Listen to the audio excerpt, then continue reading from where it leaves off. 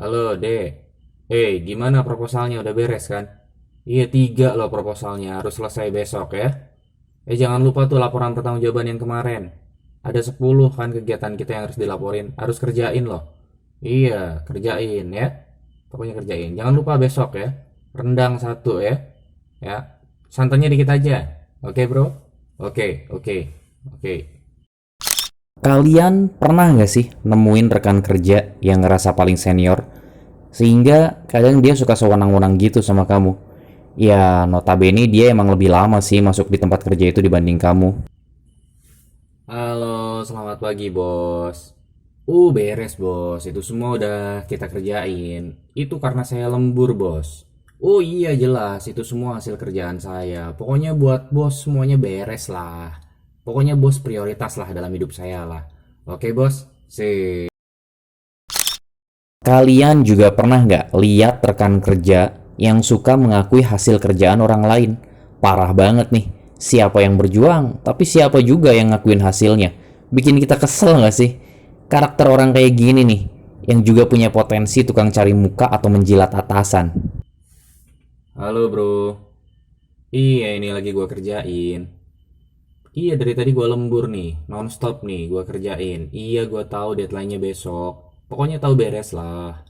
Ya, ini lagi gua kerjain. Dari tadi gua nggak berhenti dan nanti gua mau lanjutin lagi nih abis ini nih, langsung ngerjain lagi. Oke, bro? Oke, sip. Kartonyono nengawi medho janjimu ambro cagaku nuruti.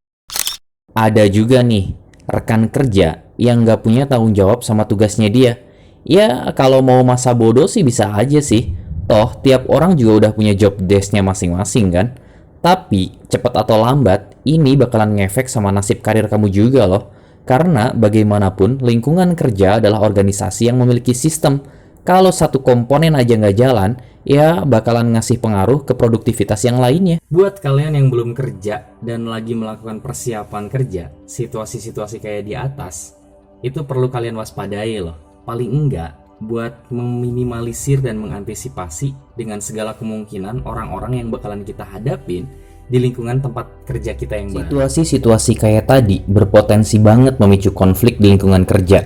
Apalagi kita salah menerapkan cara berkomunikasi pas kita ngeritik. Mungkin dia bakalan tersinggung saat kita tegur atau ingatkan. Tapi tenang, situasi ini bisa kalian atasin. Ya, paling nggak terminimalisir lah kalau kalian punya keterampilan komunikasi interpersonal yang baik. Di video kali ini, bakalan ngulas gimana mengatasi konflik dengan rekan kerja, atasan, atau bawahan dengan komunikasi yang efektif. Biar perjalanan karir kamu mulus dan tanpa hambatan kayak jalan tol. Sebelum kita ngebahas tentang konflik di lingkungan kerja dan gimana cara ngatasinya, kita awali dulu deh dengan memahami sebenarnya komunikasi yang efektif itu apa sih? Sederhananya nih, komunikasi yang efektif tercipta jika pemberi dan penerima pesan mampu saling mengerti isi pesan itu sendiri, saling menerima atau ada kesepahaman, bahkan bisa berlanjut ke tahap tujuan yang sama-sama diinginkan. Menurut Miller and Roger, dimensi relationship yang terbangun dari satu proses komunikasi itu ada 3, yaitu controlling, saat pemberi dan penerima pesan mampu mengendalikan proses komunikasi itu sendiri. Yang kedua, trust, yaitu saling percaya antara pemberi dan penerima pesan. Dan yang terakhir, intimacy, atau kelekatan atau hubungan yang terjalin antara pemberi dan penerima pesan. Kalau 3 dimensi itu udah terpenuhin, umumnya komunikasi bakalan berjalan efektif dan sesuai dengan tujuan. Karakteristik pesan dalam sebuah proses komunikasi itu sendiri diilustrasikan oleh satu skema yang dinamakan Johari Windows, di mana ada pesan yang sifatnya sama-sama diketahui dan dipahami oleh kamu dan orang lain atau lawan bicara, yang kita sebut dengan open area. Yang kedua, pesan yang sama-sama nggak diketahui dan dipahami oleh kamu dan orang lain atau unknown area. Biasanya, sifat pesan yang kayak gini nggak bakalan nyampe ke komunikasi yang efektif, meskipun proses komunikasi dipaksakan untuk diterusin. Yang ketiga, pesan yang sifatnya diketahui oleh orang lain, tapi kamu nggak tahu, atau disebut dengan blind spot. Dan yang terakhir, pesan yang sifatnya kamu ketahui, tapi orang lain nggak tahu, atau yang disebut dengan hidden area. Karakteristik masing-masing pesan tersebut bakalan nentuin kualitas dan efektivitas dari komunikasi itu sendiri. Nah, dari gambaran itu, Gak nutup kemungkinan komunikasi nggak efektif bahkan memicu konflik terjadi antara kalian dengan rekan kerja. Pada dasarnya, konflik karena komunikasi terjadi saat ada kesenjangan antara yang diharapkan oleh si penerima pesan dengan si pemberi pesan. Kesenjangan itu bisa disebabkan dari isi pesannya itu sendiri, gangguan atau noise media sebagai perantara penyampaian pesan, atau keterbatasan penerima pesan dalam menangkap pesan yang mengakibatkan miskomunikasi. Ada juga nih yang disebut dengan life position quadrant, yang menggambarkan kemungkinan yang bakalan terjadi dari satu proses komunikasi. Satu, ketika kamu dan penerima pesan ngerasa sama-sama oke, saling bisa nerima dan saling bisa menghargai satu sama lain. It means komunikasi lancar dong. Yang kedua, ketika kamu dan penerima pesan sama-sama ngerasa nggak oke. Ini juga cenderung aman sih, nggak memicu konflik karena keduanya sama-sama ngerasa punya kekurangan. Tapi, kadang situasi ini juga berpotensi lempar-lemparan kerjaan atau tanggung jawab karena sama-sama ngerasa nggak capable buat nyelesain satu tugas. Yang ketiga, kamu nggak ngerasa oke, sementara orang lain selalu oke. Situasi kayak gini cuma jadiin kamu nggak asertif atau tegas dan jadi pihak yang selalu ngalah. Yang keempat, ketika kamu ngerasa paling oke, sementara orang lain nggak oke. Nah, sebenarnya ini yang paling bahaya dan memicu konflik. Bayangin orang lain juga berpikiran hal yang sama kayak kamu. Kalian sama-sama nggak ada yang mau saling ngalah atau dipersalahkan. Situasi yang diilustrasikan Johari Windows dan Life Position Quadrant kemungkinannya besar terjadi dan memicu konflik. Apalagi saat kita mencoba berkomunikasi sama orang yang nyebelin tadi di lingkungan kerja kita. Padahal niat kita baik tuh, biar iklim kerja kembali kondusif. Tapi inget ya, niat baik aja nggak cukup kalau cara delivery-nya nggak tepat. Malah hasilnya jadi nggak baik tuh. Berikut cara-cara yang bisa dilakukan agar kita mampu membangun komunikasi interpersonal yang efektif, mencegah dan meminimalisir konflik. 1. Lakukan dengan cara yang santun dan nggak usah emosional. Kalau mampu, kemas dengan cara joke atau candaan ringan yang gak menyinggung. Secara lah ya, tiap orang punya kebutuhan untuk dihargai. Jadi, penyampaian dengan bahasa yang santun akan mampu lebih diterima. Misalnya nih, mengawali dengan introduksi, sebelumnya maaf banget ya. Atau, kalau diizinkan, bolehkah saya ngasih sedikit saran biar kamu bisa semakin oke? Dan untuk menyampaikan dengan cara candaan, kita harus lihat tuh karakteristik orangnya. Bisa diajak bercanda nggak? Dan sampaikan pada momen yang tepat dan santai. Jangan pas lagi sepaneng di bawah tekanan deadline, kita kritik dia. 2. Kemas kritikan dalam bentuk solusi, bukan sekedar justifikasi. Menjadi kritikus itu emang paling gampang. Ibaratnya nih, komentator sepak bola, kesannya yang paling jago daripada pemain sepak bolanya itu sendiri. Justifikasi destruktif kayak, kamu jelek penampilannya, kamu nggak bagus performanya, kamu keliru kalau bersikap kayak gitu. Sebenarnya itu nggak bantu-bantu amat dan tidak menghasilkan apapun selain rasa sedih, kecewa, atau sebel yang dirasakan sama orang yang kita kritik. Kritik jadi nggak berarti apapun tanpa ada solusi yang menyertainya.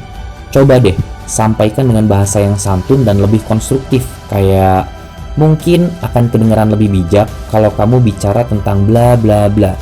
Bahasa konstruktif kayak gitu lebih friendly kan, daripada tiba-tiba kita langsung sekak dia pakai kata-kata yang nyakitin dan kita malah dianggap enemy sama dia.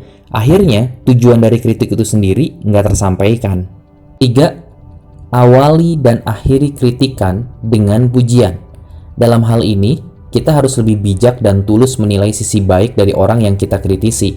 Masa sih dari 100% sikap atau penampilannya nggak ada 1% pun yang baik dari dia? Ini juga ngelatih kita untuk bisa lebih rendah hati dan bijaksana, nggak arogan dalam memberikan kritikan. Sekali lagi ya, nggak ada orang yang nggak suka dipuji.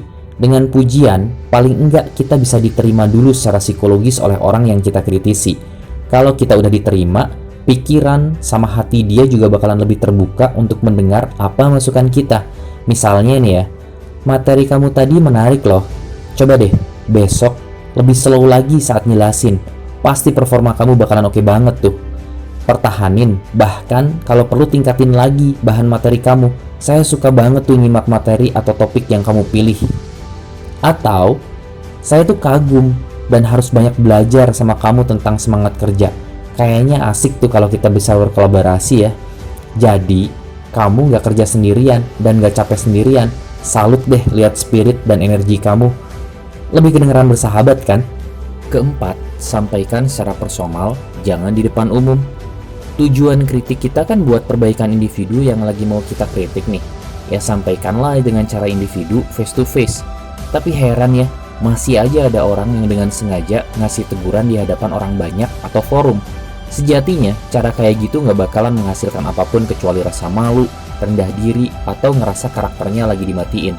Manusiawi dikit lah. Bahkan, kalau orang yang mau kita kritik itu misalnya lagi presentasi di depan forum, lah sampai dia selesai.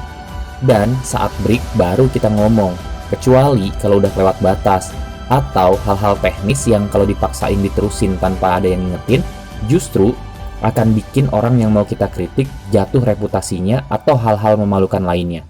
Bolehlah kita kasih tahu. Itu pun pakai etika, misal lewat tulisan atau catatan di kertas dan kita titipkan ke MC atau moderator atau orang yang jaraknya paling dekat.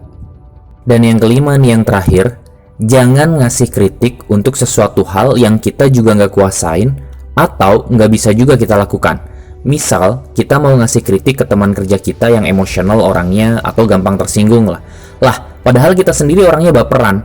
Kita juga perlu ngukur kapasitas kita sebagai orang yang mau kasih masukan, biar orang yang kita kritisi juga bisa nerima. Itu dia sedikit tips cara berkomunikasi yang dirasa efektif, khususnya untuk mencegah konflik saat kita mau ngasih masukan atau kritikan nih. Saat kita memposisikan diri sebagai kritikus, automatically kesannya kita kayak better gitu lah ya, dan lebih berwawasan kayaknya. Tapi ingat, adab dan akhlak itu posisinya di atas akal loh bro. Dan percuma kita berakal dan punya wawasan ngasih kritikan, tapi adab menyampaikannya nggak baik. Oke, sukses selalu buat kalian.